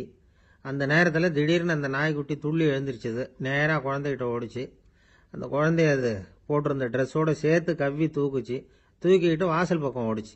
நாய்க்குட்டி குழந்தைய கவ்வி தூக்க முடியுமாங்கிற சந்தேகம் உங்களுக்கு இல்லையா? நீங்கள் நம்ம ஊர் நாய்க்குட்டியவே பார்த்து பழக்கப்பட்டிருக்கீங்க, அதனால் நம்புறதுக்கு சிரமமாக இருக்கும். அந்த ஊர்ல எல்லாம் அது ரொம்ப ஸ்ட்ராங்காக இருக்கும், ஒரு ஏதோ கண்ணுக்குட்டி மாதிரி இருக்கும். விஞ்ஞானி அதை பார்த்துட்டார். உடனே அந்த நாய்க்கு வெறி பிடிச்சிட்டுதுன்னு முடிவு பண்ணிட்டு தன்னோட கை துப்பாக்கி எடுத்துக்கிட்டு ஓடி வந்தார். அவர் வெளியில் நாய்க்குட்டி எங்கே அப்படின்னு பார்த்து தேடுறார். அந்த நேரத்தில் அந்த வீடு இடிஞ்சு விழுது. காரணம் பூமி அதிர்ச்சி. இப்படி பூமி அதிர்ச்சி உண்டாக போகுதுங்கிறது அந்த நாய்க்குட்டிக்கு முன்னாடியே தெரிஞ்சு போச்சு. அதுதான் குழந்தைய தூக்கிட்டு வெளியில் ஓடி வந்திருக்குது. அது மூலமாக அந்த குடும்பத்தையே காப்பாற்றி இருக்குது அந்த நாய்க்குட்டி. இந்த சம்பவம் நடக்கிறதுக்கு 3 நாளைக்கு முன்னாடியே சில பிராணிகளுக்கு இப்படி நடக்க போகுதுங்கிறது தெரிஞ்சிருக்குதான். ஆமாம், அந்த நகரத்தில் 3 நாளைக்கு முன்னாடியே பாம்பு, பல்லி இதெல்லாம் அது தங்கியிருந்த வலையை விட்டு வெளியில் ஓடி வந்துட்டுது. அதே மாதிரி அங்கிருந்த புறாவெல்லாம் பறந்து போயிடுச்சான். இதே மாதிரி யுகோஸ்லோவியாவில் கூட ஒரு நகரம், அங்கே ஒரு நாள் ராத்திரி ஒரு மிருக காட்சி சாலையில் திடீர்னு ஒரு பெரிய கலவரம், கூச்சல், குழப்பம். அங்கே இருந்த கழுதை, புலி, யானை, பறவை எல்லாம் கண்ணாபின்னான்னு கத்த ஆரம்பிச்சுட்டுது. நீர் யானை அதுக்குன்னு போடப்பட்டிருந்த தடுப்பையே தாண்டி குதிச்சு வெளியில் வந்துட்டு தான். மறுநாள் தான் எல்லாருக்கும் விஷயம் புரிஞ்சுது. அடுத்த நாள் காலையில் அங்கே பூமி அதிர்ச்சி உண்டாயிட்டுது. இப்போ பாருங்க, அதாவது மனுஷனை போய் தீர்க்கதரிசி அது இதுன்னு சொல்லிட்டு இருக்கிறோம். இவனை விட அது பரவாயில்லைன்னு தோணுது. அதாவது மிருகங்கள் ஒன்று நடக்க போகுதுங்கிறத முன்னாடியே புரிஞ்சுக்குதே. சரி, இதெல்லாம் எப்படி அது முன்கூட்டி புரிஞ்சுக்குது? அதுதான் படைப்பு ரகசியம். அதை கண்டுபிடிக்கிறதுக்கு தான் மனுஷன் ஆராய்ச்சி பண்ணிட்டு இருக்கிறான். விஞ்ஞானிகளோட ஆராய்ச்சியெல்லாம் ஒரு பக்கம் இருக்கட்டும், வீட்டுக்குள்ளேயே சில ஆராய்ச்சி பண்ணி பாருங்களேன். இப்போ சில யோசனை சொல்லி அதை சோதனை பண்ணி பாருங்க அப்படின்னு ஒருத்தர் சொன்னாராம். அதாவது இப்போ மழை வருமா வராதா அப்படின்னு தெரிஞ்சுக்கணுமா, உடனே ஒரு பூனைக்குட்டி பின்னாடியே மெதுவாக போய் அது என்ன செய்யுதுன்னு கவனித்து பார்க்கணும். பூனைக்குட்டி தன்னோட பாதத்தினால சுகத்தில் அப்படி கீறிக்கிட்டு இருக்கும். அப்படி கீறினா கண்டிப்பாக மழை வரும். சில சமயம் பூனைக்குட்டி அப்படியே மல்லாந்து படுத்துக்கிட்டு பாதத்தை உயர தூக்கும், அப்படியும் இப்படியும் புரளும். இப்படி செஞ்சதுன்னா அன்னைக்கும் மழை இருக்காது. அதனால் முன்னாடி இருந்தது மழை வர்றதுக்கு அறிகுறி, இது மழை இல்லைங்கிறதுக்கு அறிகுறி. பறவைகள் பிராணிகள் இதுகளோட நடவடிக்கைகளை பார்த்துட்டு அதையெல்லாம் அடிப்படையாக வச்சு தான் காலநிலையை கண்டுபிடிக்கிற கருவிகளை கண்டுபிடிச்சிருக்கிறாங்க. வாத்து இருக்குல்ல, சில சமயம் தன்னோட அழகை தன்னோட இறகுகளில் அப்படியே புதைச்சிக்கும். அப்படி செஞ்சால் குளிர்காலம் வரப்போகுதுன்னு அர்த்தம். பருவநிலை குளிராக மாறப்போகுதுங்கிறதுக்கு இதுதான் அறிகுறி. சிட்டுக்குருவி இருக்குதுல்ல, அதெல்லாம் புழுதியில் உழுந்து புரளும், சிறகுகளை படபடன்னு அடிச்சுக்கும். அப்படி செஞ்சால் மழை வரப்போகுதுன்னு அர்த்தம். ஒன்று மட்டும் நாம் நல்லா தெரிஞ்சுக்கணும், இயற்கையின் சீற்றம்னு சொல்கிறோம் இல்லையா, இயற்கை ஏன் நம்ம மேலே கோவப்படுது? இயற்கையை நாம் அனுசரித்து போகிறதில்ல, அதனால் கோவப்படுது. காடுகளை அழிக்கப்படாது, விலங்குகளை கொல்லக்கூடாது, இயற்கை ஏற்படுத்தி வச்சிருக்கிற சமநிலையை கெடுக்கக்கூடாது. அதை புரிஞ்சுக்கிட்டு வாழ்ந்தோம்னா பூமியும் நடுங்காது, நாமளும் நடுங்க வேண்டிய அவசியம் இருக்காது. ஒருத்தர் இருந்தார், சாராய கடைக்கு போனாராம், நிறைய சாப்பிட்டார்.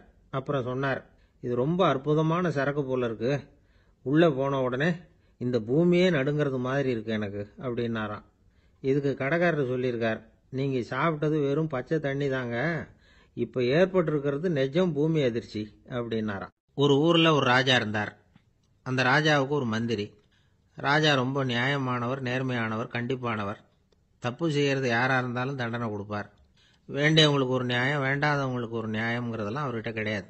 ஒரு சமயம் அரசவையில் அந்த அமைச்சரே விதிமுறைகளுக்கு புறம்பா ஏதோ நடந்துகிட்டு இருக்கார். மன்னருக்கு கோபம் வந்துட்டுது. உடனே அந்த அமைச்சரை கிட்டத்தில் கூப்பிட்டு அவர் கன்னத்தில் ஓங்கி ஒரு அறை கொடுத்துட்டாராம். உடனே அந்த அமைச்சர் என்ன பண்ணார் தெரியுமா, நேராக போனார், அங்கே நின்றுகிட்டு இருந்த இன்னொருத்தர் கன்னத்தில் ஓங்கி அரைஞ்சார். அறை வாங்கினவர் திகைச்சு போயிட்டார். இவர் ஏன் நம்மளை அரைகிறார் அப்படின்னு யோசனை பண்ணார். மன்னரும் திகைச்சு போயிட்டார். நாம இவரை அரைஞ்சா அதுக்காக இவர் போய் இன்னொருத்தரை அரையணுமா அப்படின்னு யோசனை பண்ணார். இவருக்கு என்ன பைத்தியமானு கூட நினைக்க ஆரம்பிச்சுட்டார். ஆனால் என்ன ஆச்சுன்னா, அப்புறம் அமைச்சர் அவர் கவனிச்சுக்கிட்டு இருந்தாரா, அவர் இன்னொருத்தர் அரைஞ்சார் இல்லையா, அந்த அறை வாங்கின ஆசாமியை பார்த்து கத்திக்கிட்டு இருந்தார். யார்? அமைச்சர். ஏன்பா என்கிட்ட அறையை வாங்கிக்கிட்டு இப்படி விவரம் இல்லாமல் நின்றுட்டு இருக்கிறிய, நான் உனக்கு கொடுத்ததை நீ வேற யாருக்கிட்டையாவது கொடுத்துரு அப்படின்னார். உடனே அந்த ஆள் பார்த்தான், தனக்கு அடுத்தபடியாக நின்றுக்கிட்டு இருந்தவனை ஓங்கி ஒரு அறை அரைஞ்சான்.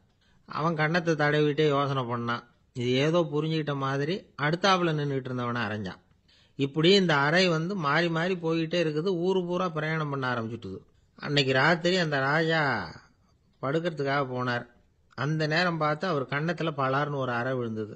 நம்மளே அரையிறது யாரு அப்படின்னு அதிர்ச்சியோட மன்னர் திரும்பி பார்க்கறாரு. அரைஞ்சது அவரோட மனைவி. என்னாச்சு உனக்குன்னு கத்துனார் ராஜா.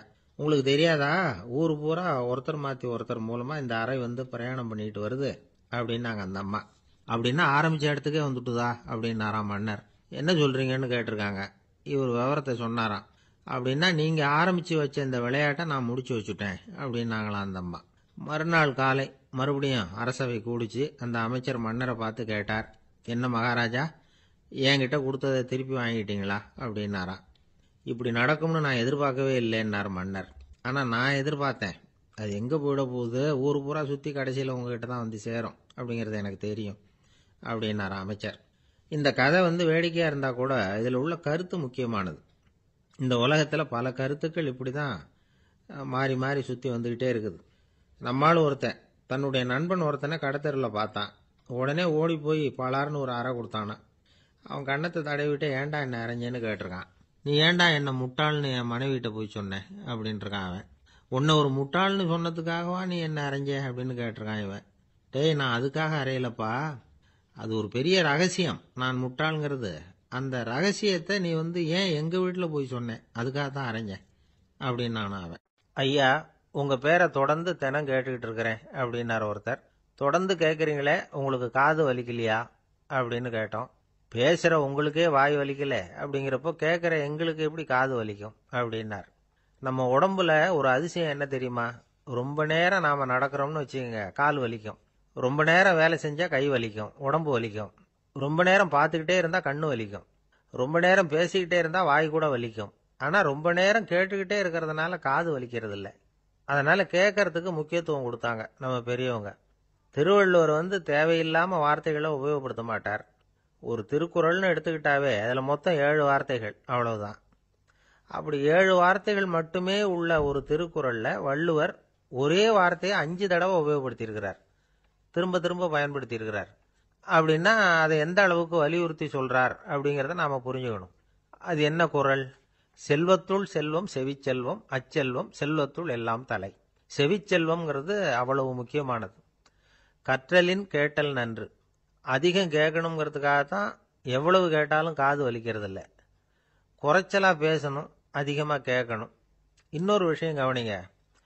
நம்ம உடம்புல கண்ணுக்கு மூடி இருக்குது, எதையாவது நாம் பார்க்க விரும்பலைன்னா உடனே கண்ணை மூடிக்கலாம். நம்ம வாய்க்கு மூடி இருக்குது, பேச விருப்பம் இல்லையா, வாயை மூடிக்கலாம். மூக்குக்கு கூட மூடிக்கிற வசதி இருக்குது, எதையாவது முகர விருப்பம் இல்லையா, மூச்சை அடக்கிக்கலாம். ஆனால் பாருங்க, காதுக்கு மூடி கிடையாது. அதை கையால் தான் மூட முடியும்.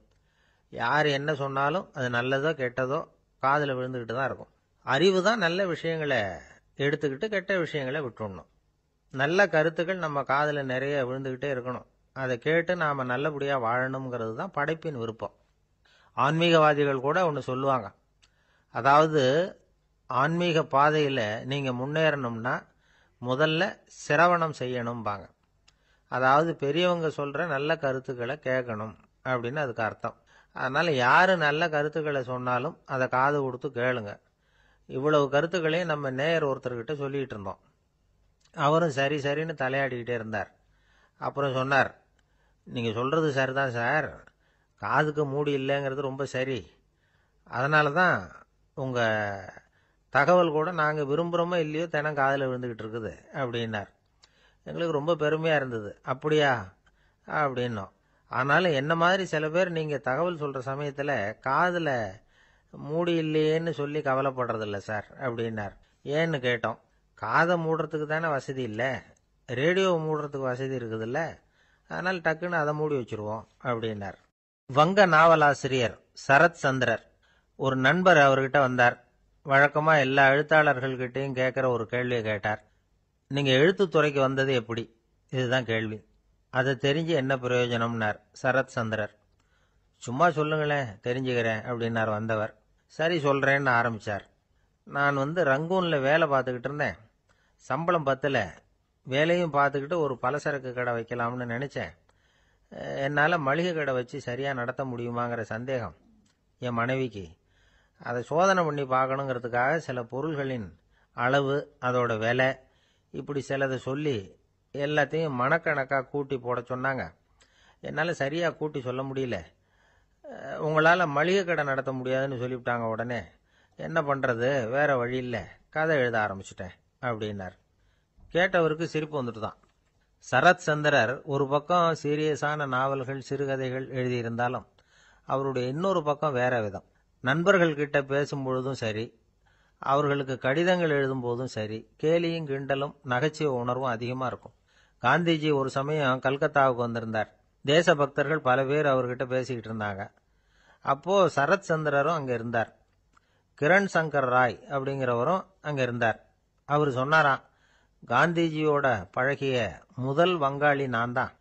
போயர் யுத்த காலத்தில் இவர் லண்டனுக்கு வந்திருந்தப்போ என்கிட்ட தான் வங்காள மொழி கற்றுக்கிட்டார் அப்படின்னாராம். உடனே சரத் சந்திரர் காந்திஜியை பார்த்து, இவர் உங்களுக்கு வங்காள மொழி கற்றுக் கொடுத்தது உண்மைதானா அப்படின்னாராம். ஆமான்னாராம் காந்தி. அதனால தான் உங்களால் வங்காள மொழி கற்றுக்க முடியல அப்படின்னாராம். எல்லாரும் சிரிச்சாங்களாம். சரத் சந்திரர் சாம்தாபேர் அப்படிங்கிற கிராமத்தில் தங்கியிருந்தார் ஒரு இலக்கிய நிகழ்ச்சியில் கலந்துக்கிறதுக்காக. அதுக்காக ஒரு கல்கத்தாவுக்கு போக வேண்டிய சூழ்நிலை. அதுக்காக புறப்பட்டார். அந்த சமயத்தில் பின்னாடி இருந்து யாரோ அவரை கூப்பிட்டாங்க. இப்படி கூப்பிட்டவரை பார்த்து இன்னொருத்தர் யாரோ அதட்டி இருக்கிறாங்க. போகிறவரை ஏன் இப்படி கூப்பிடுறீங்க அப்படின்னு. ஏன் கூப்பிட்டா என்னன்னு கேட்டிருக்கார் சரத் சந்திரர். புறப்படுறவங்கள பின்னாடி இருந்து கூப்பிடுறது அபசகுனம், போகிற இடத்துல ஏதாவது ஆபத்து வரலாம் அப்படின்னு அதுக்கு விளக்கம் கொடுத்துருக்கிறார் அவர். உடனே சரத்சந்திரர் சொன்னாராம், இதோ இவங்க என்ன இலக்கிய கூட்டத்துக்கு அழைச்சிட்டு போகிறாங்களே, இதை விட வேற என்ன ஆபத்து வந்துட போகுது அப்படின்னாராம். இப்படி சரத்சந்திரருக்கு இயல்பாகவே நகைச்சுவை உணர்வு உண்டு. அவருடைய நண்பர் ஒருத்தர் வீட்டுக்கு கூப்பிட்டுருந்தார். அங்கே ஒரு கச்சேரிக்கு ஏற்பாடு பண்ணியிருந்தாங்க. சரத்சந்திரருக்கு இயல்பாகவே கச்சேரியில் நீண்ட ஆலோசனையெல்லாம் கேட்கறதுக்கு பொறுமை இருக்காது. அதனால் மெதுவாக பாட போகிறவர் எப்படி அப்படின்னு கேட்டிருக்கார்.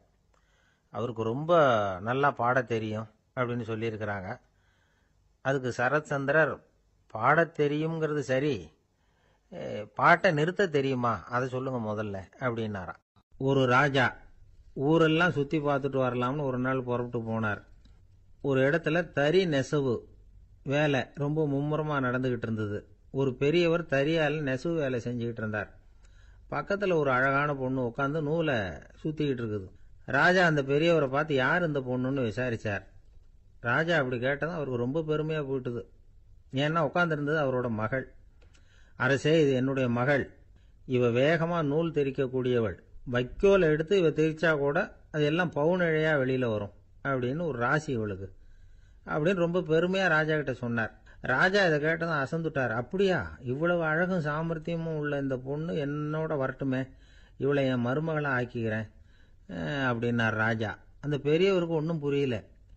ஏதோ கொஞ்சம் பெருமையாக சொல்ல போக அது இப்படி ஆயிட்டுதே அப்படின்னு கவலைப்பட்டார். இருந்தாலும் ராஜா பேச்ச தட்ட முடியுமா, மகளை அனுப்பி வச்சுட்டார். ராஜா அந்த பொண்ணை அரண்மனைக்கு அழைச்சிட்டு வந்தார். அங்கே ஒரு அறையில் வச்சு பூட்டி விட்டார். அந்த ரூமு நிறைய வைக்கோலை கொண்டாந்து போட்டு அடைச்சாங்க. 3 ராட்டைகள் வேற வச்சுருந்தாங்க. நாளைக்கு பொழுது விடியறதுக்குள்ளே நீ இந்த வைக்கோலையெல்லாம் தங்க இழைகளாக மாற்றி காட்டணும்.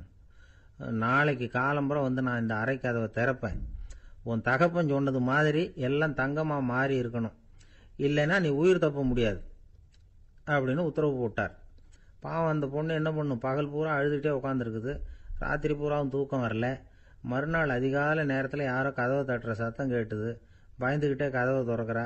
திறந்து பார்த்தா வெளியில் 3 அவலட்சணமான பெண்கள். ஒருத்திக்கு வந்து கால் அகலமாக முறை மாதிரி இருக்குது, இன்னொருத்திக்கு கட்டை விரல் கரண்டி மாதிரி பெருசாக இருக்குது, 3வது பொண்ணுக்கு உதடு தடித்து ரப்பர் மாதிரி தொங்கிக்கிட்டு இருக்கு. யார் நீங்கள், உங்களுக்கு என்ன வேணும் அப்படின்னு கேட்குது இந்த பொண்ணு. நாங்கள் உங்களுக்கு உதவி செய்கிறதுக்கு தான் வந்திருக்கிறோம் அப்படின்னு சொல்லி உள்ளே வந்தாங்க. உட்காந்தாங்க. கொஞ்ச நேரத்துக்குள்ளே உள்ளே இருந்த வைக்கோலையெல்லாம் தங்க இழைகளாக மாற்றி கொடுத்துட்டு போயிட்டாங்க. காலையில் ராஜா வந்தார், பார்த்தார். ஆகா பேஷுனார். இன்னும் கொஞ்சம் வைக்கோலை கொண்டாந்து அந்த ரூமில் போட சொன்னார். இந்த வைக்கோலையும் இன்னைக்கு தங்கமாக மாற்றிவிடு, நாளைக்கு மறுநாள் உனக்கும் இளவரசனுக்கும் கல்யாணம்னு சொல்லிவிட்டார். இன்னைக்கு ராத்திரி அந்த 3 பொண்ணுங்களும் வந்தாங்க. வைக்கோலை பொண்ணு இழைகளாக மாற்றினாங்க, புறப்பட்டாங்க. இந்த பொண்ணு அவங்க காலில் விழுந்து வணங்கினா. என் உசுரை காப்பாற்றினீங்க, உங்களுக்கு நான் என்ன கைமாறு செய்ய போகிறேன் அப்படின்னா. பயப்படாத, நீ விரும்பினா எங்களுக்கு ஒரு உதவி செய்யலாம். உன்னுடைய கல்யாணத்துக்கு நாங்கள் 3 பேரும் வரோம். நீ எங்களை வந்து வரவேற்று ராஜாக்கிட்டையும் இளவரசர்கிட்டையும் நாங்கள் வந்து உன்னோட பெரியப்பா பொண்ணுங்கன்னு சொல்லி அறிமுகப்படுத்தி வை, நாங்கள் விருந்து சாப்பிட்டுட்டு போயிடுறோம் அப்படின்னாங்க. ரொம்பவும் சந்தோஷமாக சரின்னு ஒத்துக்கிட்டா. கல்யாண நாள் வந்தது. கல்யாணம் ரொம்ப கோலாகலமாக நடந்துக்கிட்டு இருக்கு. எல்லா தேசத்து ராஜா ராணிகளும் வந்துக்கிட்டு இருக்கிறாங்க. அந்த 3 அவலட்சணமான பொண்ணுங்களும் வந்து சேர்ந்தாங்க. யார் இவங்கன்னு கேட்டார் ராஜா. என் பெரியப்பா பொண்ணுங்க அப்படின்னா அந்த பொண்ணு. காலும் உதடும் கட்டை விரலும் ஏன் இப்படி உங்களுக்கு அவலட்சணம் ஆயிட்டுது அப்படின்னு கேட்டார். அதுக்கு அந்த பொண்ணுங்க பதில் சொன்னாங்க. என்ன செய்யறது, ஓயாமல் வைக்கோலை நூற்று ஒருத்தியோட கட்டை விரல் அப்படி கரண்டி மாதிரி ஆயிட்டுது. நாக்கில் தொட்டு தொட்டு திரிச்சதுனால ஒருத்தியோட உதடு அப்படி ஆயிட்டுது. காலால் கட்டையை அழுத்தி அழுத்தி தறி போட்டதுனால இன்னொருத்தையோட கால் அப்படி ஆயிட்டுது. உங்கள் மருமகளாக வந்திருக்கிற இந்த பொண்ணு அந்த 3ஐயுமே செய்ய தெரிஞ்சவ தான். என்ன ஆக போதும் இன்னும் கொஞ்ச நாளில் அப்படின்னாங்க. அவ்வளவுதான். ராஜா பயந்துட்டார். அம்மா, இன்னையிலேருந்து நீ இளவரசனின் மனைவி. நீ எப்பவும் அழகாக இருக்கணும். அதனால் நீ இனிமேல் வைக்கோலை திரிக்கவே கூடாது அப்படின்னு உத்தரவு போட்டார். அவளை இக்கட்டான சூழ்நிலையிலிருந்து காப்பாற்றின அந்த 3 பொண்ணுங்களும் சந்தோஷமாக திரும்பி போயிட்டாங்களாம். சுவாமி சின்மயானந்தர் இந்த கதையை சொல்லியிருக்கிறார்.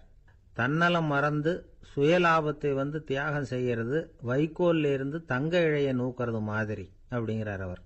அது இருக்கட்டும், இப்போ நம்ம கதைக்கு வருவோம். ஒரு ராஜா தன்னோட மகனுக்கு சுயவரம் நடத்தினார். எல்லா தேசத்திலிருந்தும் ராஜகுமாரர்கள் வந்திருந்தாங்க. ராஜகுமாரியை கல்யாணம் பண்ணிக்கலாம்ங்கிற ஆசையில் சுயம்பர மண்டபத்திலிருந்து எல்லா ராஜகுமாரர்களும் அலறி அடிச்சுக்கிட்டு வெளியில் ஓடி வந்துகிட்டு இருக்கிறாங்களாம். ஏன் அப்படி எல்லாரும் மிரண்டு போய் ஓடி வர்றாங்கன்னு கேட்டார் ஒருத்தர். அதுக்கு இன்னொருத்தர் விவரம் சொன்னார்.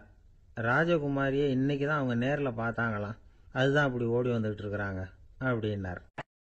கடற்கரை ஓரமா ஒரு பெரியவர் கையால மணலை கீறிக்கிட்டே உட்காந்துருக்கிறார். என்னத்தையும் தேடிட்டு இருக்கிறது மாதிரி தெரிஞ்சது.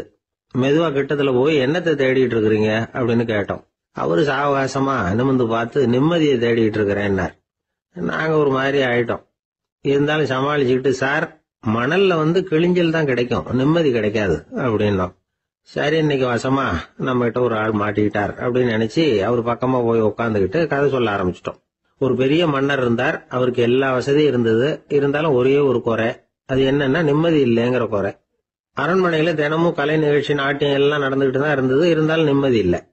சரி, நிம்மதி எங்க கிடைக்கும் அப்படின்னு தேட ஆரம்பிச்சார். உடனே அதுக்கான முயற்சிகள்ல தீவிரமா இறங்கினார். நாட்டுல உள்ள தத்துவ மேதைகளை எல்லாம் கூப்பிட்டுட்டு வர சொன்னார். எல்லாரும் சேர்ந்தாங்க. அவங்கள பார்த்து நிம்மதி எங்க இருக்குது அப்படின்னு விசாரிச்சார். அவங்களுக்கு அது தெரிஞ்சா ஏன் இப்படி ராஜா முன்னாடி நின்றுட்டு இருக்க போறாங்க? ராஜாவோட கேள்விக்கு ஒவ்வொருத்தரும் ஒவ்வொரு மாதிரி விளக்கம் கொடுக்க ஆரம்பிச்சிட்டாங்க. எந்த பதிலும் ராஜாவுக்கு திருப்தி அளிக்கக்கூடிய அளவுக்கு இல்லை. சரி, போயிட்டு வாங்கன்னு சொல்லி அவங்கள எல்லாம் அனுப்பி வச்சுட்டார். ஒரு நாள் அவர் மாளிகையில உப்பருகையில நின்றுட்டு இருக்கிறார். அந்த சமயத்துல தெருவுல ஒரு பிச்சைக்காரன் ரொம்ப உல்லாசமா பாட்டு பாடிக்கிட்டே போயிட்டு இருக்கிறான். குரல்ல ஒரு சந்தோஷம், நடையில ஒரு மிடுக்கு. அவங்ககிட்ட கொஞ்சம் கூட கவலை இருக்கிறதா தெரியல. உடனே ராஜா அதை பார்த்தார். ஏவலாளிகளை கைதட்டி கூப்பிட்டார். உடனே ஓடி போய் அந்த பிச்சைக்காரனை இங்க அழைச்சிட்டு வாங்கன்னு உத்தரவு போட்டார். இவங்க உடனே ஓடி போய் அவனை கூப்பிட்டாங்க. அரண்மனைக்கு வாழ்ந்தாங்க. அவன் வரல. அரண்மனைக்குள்ள அடி எடுத்து வைக்க மாட்டேன்னு சொல்லிவிட்டான். ராஜா கிட்ட விஷயத்தை சொன்னாங்க. அவருக்கு ரொம்ப ஆச்சரியம், இப்படி ஒரு ஆள் இருக்கிறானா அப்படின்னு. சரி, அவன் என்னதான் சொல்றான் அப்படின்னு விசாரிச்சார். இவங்க மறுபடியும் தெருவுக்கு போய் கேட்டாங்க. என்ன பார்க்கணும்னா ராஜா விருப்பப்பட்டாருன்னா அவரை வேணும்னா இங்க வர சொல்லுங்க அப்படின்னு சொல்லிவிட்டான். அதை ராஜா கிட்ட சொன்னாங்க. அவருக்கு கோபம் வரல. இவ்வளவு சுதந்திர உணர்வோட இருக்கிறவன் சாதாரண ஆளா இருக்க முடியாது அப்படின்னு நினைச்சார். உடனே கிடுகிடுன்னு இறங்கி தெருவுக்கு வந்தார். பிச்சைக்காரங்கிட்ட போனார். நீ கவலைப்படாம சந்தோஷமா பாடிட்டு போறியே, அது எப்படி முடியுது உன்னால அப்படின்னு கேட்டார். ஏன் அப்படி கேக்குறீங்கன்னு அவன், அதுக்கு இல்ல, எனக்கு அரண்மனையில எவ்வளவோ சுகபோகங்கள்லாம் இருக்கு, இருந்தாலும் நிம்மதி இல்ல. இது ஏன்னு எனக்கு தெரியல. இந்த தேசத்துல உள்ள அறிஞர்களை எல்லாம் கூப்பிட்டு கேட்டு பார்த்துட்டேன், அவங்களுக்கும் தெரியல. உன்னை கேட்டா தெரியும்னு நினைச்சேன், அதனாலதான் சந்திக்கிறதுக்கு ஆசைப்பட்டேன். ஆனா நீ வரமாட்டேன்னுட்டியே அப்படின்னார். பிச்சைக்காரன் கடகடன்னு சிரிக்க ஆரம்பிச்சுட்டான். மகிழ்ச்சிக்கும் உங்களுக்கும் தடையா இருக்கிறது இந்த மாளிகை தான். இதை விட்டுட்டு வெளியில வந்துட்டா நிம்மதி தேடிட்டு வந்துரும்னா. நான் அரசன், எனக்குன்னு கடமைகள் இருக்கு, அதையெல்லாம் விட்டுட்டு எப்படி வர முடியும்னார் ராஜா. ரெண்டும் ஒரே நேரத்துல கிடைக்கணுங்கிறது முடியாத காரியம். உங்க சுகபோகத்துக்கு விலையாதான் உங்க நிம்மதியை கொடுத்துக்கிட்டு இருக்கிறீங்க. என்ன பாருங்க, என்கிட்ட எதுவும் இல்லை, அதனால எதுவும் போயிடுமோங்கிற பயமும் இல்ல, நிம்மதியா இருக்கிறேன் அப்படின்னா அவன். ராஜா உடனே சந்தோஷப்பட்டு தன்னுடைய மேலங்கியை எடுத்து அவனுக்கு பரிசா கொடுத்தாரான். அவன் சிரிச்சுக்கிட்டே அதை வாங்க மாட்டேன்னு விட்டானான். இதை நீங்க எனக்கு கொடுக்கறதுனால எந்த பயனும் இல்லை, அதே நேரத்துல அதை வாங்கிட்டேன்னா அடுத்த வினாடியிலிருந்து அதை எப்படி காப்பாத்துறதுங்கிற கவலை எனக்கு சேர்ந்துடும். அப்புறம் தூக்கம் வராது, நிம்மதி போயிடும் அப்படின்னானா. சொல்லிவிட்டு அவன் பாட்டுக்கு சந்தோஷமா பாடிக்கிட்டே போயிட்டான். நிம்மதி எங்க இருக்குங்கிறதையும் ராஜா தெரிஞ்சுக்கிட்டார். அந்த இடத்துக்கு தன்னால போக முடியாதுங்கிறதையும் அவர் புரிஞ்சுக்கிட்டார். இப்படி இந்த கதைய அந்த கடற்கரையில மணலை கீறிக்கிட்டே உட்கார்ந்துருந்தார அந்த பெரியவர்கிட்ட சொல்லி முடிச்சோம். அவர் முகத்துல ஒரு தெளிவு தெரிஞ்சது. எங்களை நிமிர்ந்து பார்த்தார். ரொம்ப நன்றிங்க, இப்ப எனக்கு தெரிஞ்சு போச்சு, நிம்மதி வேணும்னா அதுக்கு என்ன பண்ணணும்னு இப்ப நல்லா புரிஞ்சுக்கிட்டேன் அப்படின்னார். என்ன புரிஞ்சுக்கிட்டீங்கன்னு கேட்டோம். இனிமே இந்த பக்கம் வந்தா உங்க கண்ணுல படாத இடமா பார்த்து உட்காரணும்னு புரிஞ்சுக்கிட்டேன் அப்படின்னார். ஜெருசலேம், அங்க உள்ள ஒரு தேவாலயம், அதுல உள்ள பலிபீடத்தின் முன்னாடி ஒரு பெட்டி உண்டு. அது காணிக்கை பெட்டி. ஆலயத்துக்கு வர்றவங்க பிரார்த்தனை பண்ணிவிட்டு திரும்பி போற சமயத்துல அந்த பெட்டியில காணிக்கை போடுவாங்க. அவங்களால எவ்வளவு முடியுமோ அவ்வளவு போடுறது வழக்கம். அவங்கவுங்க வசதிக்கு தகுந்த மாதிரி போடுவாங்க. வசதி உள்ளவங்களா இருந்தாலும் சரி, வசதியே இல்லாத வறியவர்களா இருந்தாலும் சரி, ஆலய காணிக்கை பெட்டியில காசு போடுறது அவங்களுக்கு ரொம்ப பெருமையான ஒரு செயல். ஒரு சமயம் இயேசு தம்முடைய சீடர்களோடு அந்த ஆலயத்துக்கு வர்றார். அங்க உட்காந்து ரொம்ப நேரம் வழிபாடு பண்ணிட்டு இருக்கிறார். சீடர்களும் அந்த ஜபத்தில் கலந்துக்கிட்டாங்க. வழிபாடு முடிஞ்சுது. இயேசு உட்கார்ந்துருக்கிறார். காணிக்கை பெட்டியில் காசு போடுறவங்கள கவனிக்கிறார். சீடர்களும் அதையே கவனிச்சுக்கிட்டு இருக்கிறாங்க. ரொம்ப பேர் வரிசையாக வந்தாங்க. அவங்களால முடிஞ்ச அளவுக்கு காசு போட்டுட்டு அவங்க பாட்டுக்கு போய்கிட்டு இருக்கிறாங்க. வசதியானவங்க நிறைய பேர் வந்தாங்க. அதுக்கு மத்தியில் வயசான ஒரு அம்மா, அவங்களும் வந்து காசு போட்டுட்டு போகிறாங்க. இப்போ இயேசு தன்னுடைய சீடர்கள் பக்கம் திரும்பினார். ஒரு கேள்வி கேட்டார். இப்போ இந்த காணிக்கை பெட்டியில் நிறைய பேர் வந்து காசு போட்டுட்டு போகிறத நீங்கள் கவனிச்சிங்க. இன்னைக்கு இந்த காணிக்கை பெட்டியில் ரொம்பவும் அதிகமாக காசு போட்டது யார் அப்படின்னு கேட்டார். முதல்ல வந்தார ஒரு பெரிய மனுஷன், அவர் தான் அதிகமாக போட்டார் அப்படின்னாரு ஒருத்தர். மூணாவதாக வந்தவர் தான் அதிகமாக போட்டார், நான் கவனித்தேன் அப்படின்னாரு இன்னொருத்தர். இப்படி ஆளுக்கு ஒரு விதமாக சொல்கிறாங்க. கடைசியாக இயேசு சொன்னாராம், இன்றைக்கு அந்த பெட்டியில் அதிகமாக காசு போட்டவங்க அந்த வயசான அம்மா தான் அப்படின்னாராம். சீடர்களுக்கு ஒன்றும் புரியல.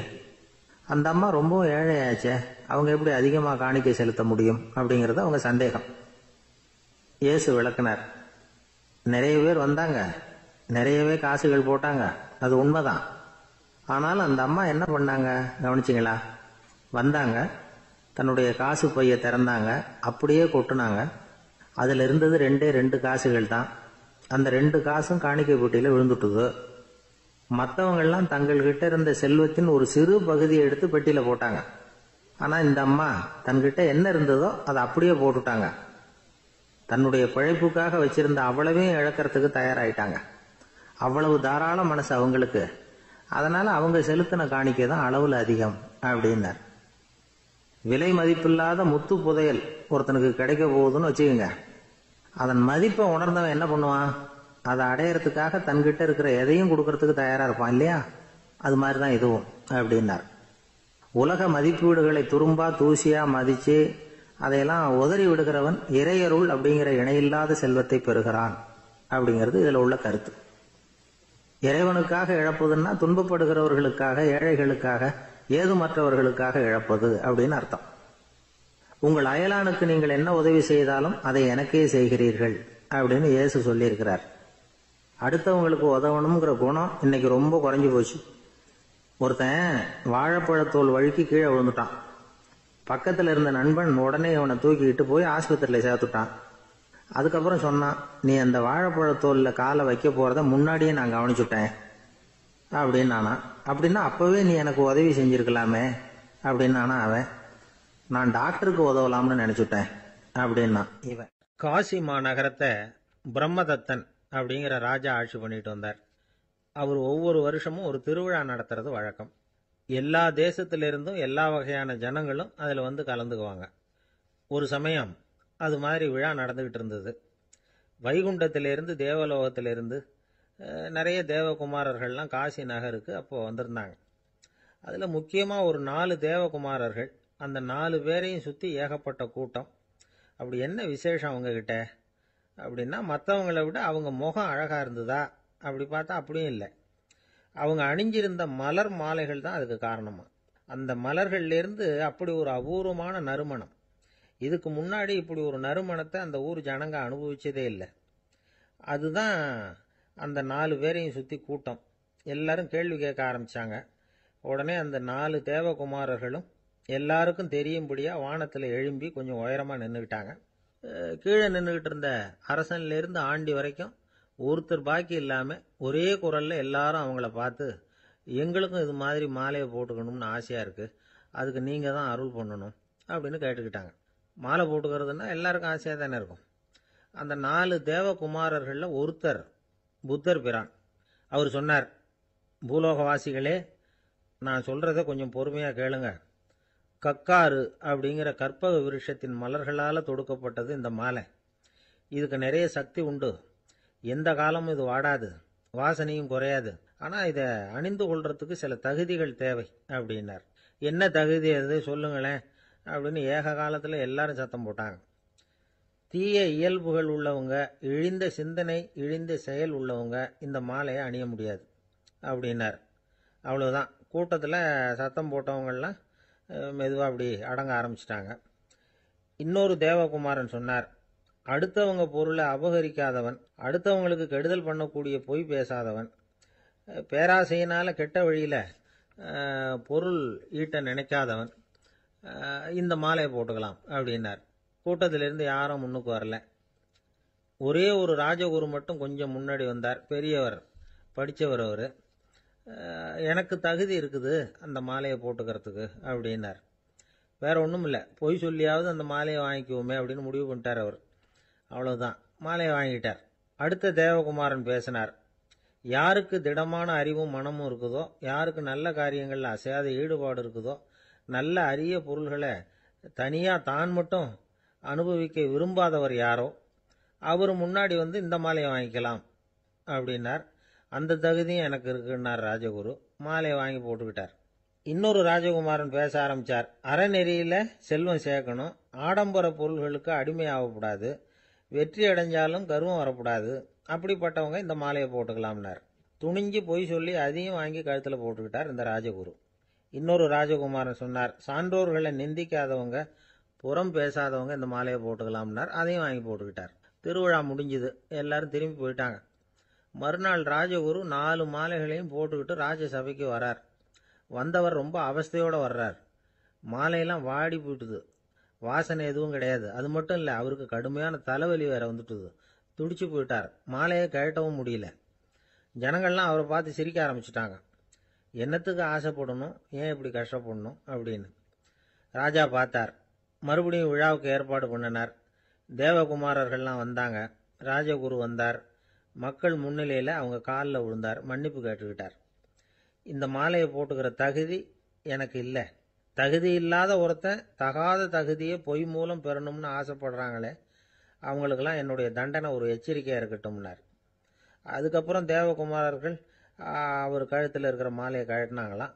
அந்த மாலைகளும் பழையபடி மனம் கொடுக்க ஆரம்பிச்சுட்டு தான். இதுலேருந்து நாம் தெரிஞ்சுக்க வேண்டியது என்னென்னா, நமக்கு தகுதி இல்லாத ஒரு கௌரவம் நம்மக்கிட்ட தானாக வந்தால் கூட அதை தவிர்த்து விடுறது தான் நல்லது. அதுதான் புத்திசாலித்தனம். ஒருத்தர் வந்தார். சார், எங்கள் இலக்கிய மன்ற விழாவுக்கு நீங்கள் தலைமை தாங்கணும்னார். உடனே இவர் சொன்னார், பேச்சாளர், சார், இலக்கியத்தை பற்றி பேசுகிற தகுதி எனக்கு இல்லையே அப்படின்னார். உடனே அவர் கூப்பிட வந்தவர் சொன்னார், அந்த தகுதி உங்களுக்கு இல்லைங்கிறது எங்களுக்கும் தெரியும் சார், அதனால தான் உங்களை தலைமை தாங்க கூப்பிடுறேன் அப்படின்னார். அது சரி, தலைமைன்னா அதுக்கு இவர் என்னதான் அர்த்தம் பண்ணுறாருன்னு தெரியல. ஒருத்தர் குதிரை ரேஸுக்கு போனார். பணம் கட்டினார், தோத்து போயிட்டார். மறுபடியும் போனார், பணம் கட்டினார், தோத்து போனார். அடுத்த தடவையும் பணம் கட்ட போனப்போ அவரை தடுத்து கேட்டோம், ஏன் சார், ஏற்கனவே விட்டது போதாதா, இன்னமும் இருக்கிறத விடணுமா அப்படின்னு கேட்டோம். விட்டதையெல்லாம் மொத்தமாக எடுக்க வேணாமா சார், அதுக்காக தான் தொடர்ந்து பணம் கட்டுறேன்னார் அவர். இவரை திருத்துறது ரொம்ப கஷ்டம். இது ஒரு மனநோய். மனநோய்களில் பல வகை உண்டு. மனநோய்கள் பிரிவு அட்டவணையில் சூதாட்டம்ங்கிறது அவதியுறும் நோய் அப்படிங்கிற தலைப்பில் வருது. சூதாட்டம் 2 வகைப்படும்னு சொல்றாங்க உளவியல் நிபுணர்கள். ஒரு வகை எப்படின்னா, நண்பர்களோடு சேர்ந்துக்கிட்டு மகிழ்ச்சியும் கிளர்ச்சியும் அடையறதுக்காக ஈடுபடுறது, பிரச்சனைகளை தீர்க்கறதுல ஒரு ஆர்வம், கேளிக்கைக்காக கொஞ்சம் விட்டு பிடிக்கிறது அப்படிங்கிற மனுஷனுடைய அடி மனசுல உள்ள விபரீத பிணைய சுபாவம், இதெல்லாம் அதுக்கு காரணம். இன்னொரு வகை எப்படின்னா, சூதாட்டத்தில் ஈடுபட்டு ஒரு கட்டாய நிலைமைக்கு ஆளாயிடுறது, ஈடுபடு அப்படின்னு மனசு ஒரு வெறித்தன்மையை தூண்டிக்கிட்டே இருக்கும். இப்படிப்பட்டவங்களுக்கு நாம தோத்துக்கிட்டு இருக்கோம்ங்கிறது தெரியும், நாம ஜெயிக்கிறதுக்கான சந்தர்ப்பம் இல்லைங்கிறதும் தெரியும். இதனால நமக்கும் கஷ்டம், நம்ம சுத்தி இருக்கிறவங்களுக்கும் கஷ்டங்கிறதும் புரியும். அப்படி இருந்தும் சூதாடுவாங்க. இதுக்கு காரணம் சூதாடியின் பகற்கனவு அப்படிங்கிறாங்க நிபுணர்கள். இந்த நிலைமைக்கு கட்டாய சூதாட்டம் அல்லது நிர்பந்த சூதாட்டம் அப்படின்னு பேர் வச்சிருக்கிறாங்க. இப்படிப்பட்ட ஆசாமி இருக்கிறது பூரா விட்டுருவான், கடன் வாங்குவான், திருடுவான், இருந்தாலும் என்னைக்காவது ஒரு நாள் ஜெயிச்சிருவேன் அப்படின்னு சொல்லிக்கிட்டே இருப்பான். விட்டதை எடுத்துருவேங்கிற ஒரு நம்பிக்கை சுடர் அவனுக்குள்ள எரிஞ்சுக்கிட்டே இருக்கும். இவனை மனநோயாளி அப்படின்னு சொல்லிட முடியாதான். என்ன காரணம்னா, இது மாதிரி ஆளுங்க கிட்ட மன போராட்டமோ கவலையோ பதட்டமோ இருக்கிறது இல்ல. சில விசேஷமான குணங்கள் இவங்க கிட்ட உண்டு. எதிர்ப்பு உணர்ச்சி, சிறுபிள்ளைத்தனம், சட்ட திட்டங்களையும் சம்பிரதாயங்களையும் உட தெரியாத மனப்போக்கு, பொறுப்பில்லாத தன்மை, நெறிதவறி நடக்கிறது எல்லாம் இவங்க கிட்ட உண்டு. ஆனா வெளிப்பார்வைக்கு ரொம்ப சிநேகமா இருப்பாங்க, அன்பா இருப்பாங்க, அப்படி இருக்கிறதாக காட்டிக்குவாங்க. ஆதாயம், சுயலாபம் இதெல்லாம் கருதி தான் பழகுவாங்க. இவங்க கேட்கறப்ப நாம பணம் கொடுக்கலன்னு வச்சுக்கோங்க, நம்மளை கை விட்டுருவாங்க. நம்ம மேல அபாண்டமா பழி சுமத்துறது கூட தயங்க மாட்டாங்க. தங்களுடைய சூதாட்ட நடவடிக்கைகளுக்கு சாதகமான காரணங்களை சொல்லிட்டு இருப்பாங்க. நீ வேணும்னா பாரு, ஒரே நாள்ல நான் இழந்ததையெல்லாம் மீட்டு லட்சாதிபதி ஆறனா இல்லையா பாரு அப்படிம்பாங்க. தோத்து போறத ஒரு படிப்பினையா இவங்க எடுத்துக்கிறதே இல்லை. தோத்து போறதுலேயே இவங்களுக்கு ஒரு அலாதியான சுகம். தனக்குத்தானே துன்பத்தை வரவழைச்சிக்கிட்டு இன்பம் அடையறதுக்கு தன்வதை சுகம் அப்படின்னு பேர். இவங்கெல்லாம் அந்த ரகம். சில பேர் எப்படி தெரியுமா, மந்திர எண்ணங்களை வரவழைச்சிக்கிறது, சூதாடுறதுக்காக ஆபீஸ்ல கையாடல் பண்றது, அடுத்தவங்க கிட்ட இருந்து திருடுறது. இந்த மந்திர எண்ணம் தீவிரமாச்சுன்னா ஒரு மாதிரியா பேச ஆரம்பிச்சிருவாங்க. தோல்விதான் சார் வெற்றிக்கு முதல் படியும்பாங்க. தன்னால பகடக்காய்களையும் குதிரை ஓட்டிகளையும், அதாவது இந்த ஜாக்கிகள், அதெல்லாம் கட்டுப்படுத்த முடியுங்கிற பித்து நிலைக்கு இவங்கெல்லாம் தள்ளப்பட்டுருவாங்க. சில சூதாடிகள் ஆராய்ச்சி பார்த்ததுல என்ன தெரிய வந்தது தெரியுமா, அவங்கெல்லாம் குழந்தை பருவத்துல அன்புக்காக ஏங்கினவங்களாம், புறக்கணிக்கப்பட்டவங்களாம், உதவிகளை பெற முடியாதவங்க, இப்படிலாம் இருந்திருக்கிறாங்க. இவங்க வளர வளர மற்றவங்க சௌகரியம் பற்றி அக்கறை இல்லாதவங்களா ஆயிடுறாங்க. அதிர்ஷ்ட தேவதை தன்னோட இருக்கிறாங்க அப்படிங்கிற அசையாத நம்பிக்கை இவங்களுக்கு. இவங்களை திருத்துறது ரொம்ப கஷ்டம். அதனால பந்தயம், சூதாட்டம் இது மாதிரியான விஷயங்களை விட்டு விலகியே இருக்கிறது தான் நமக்கு நல்லது.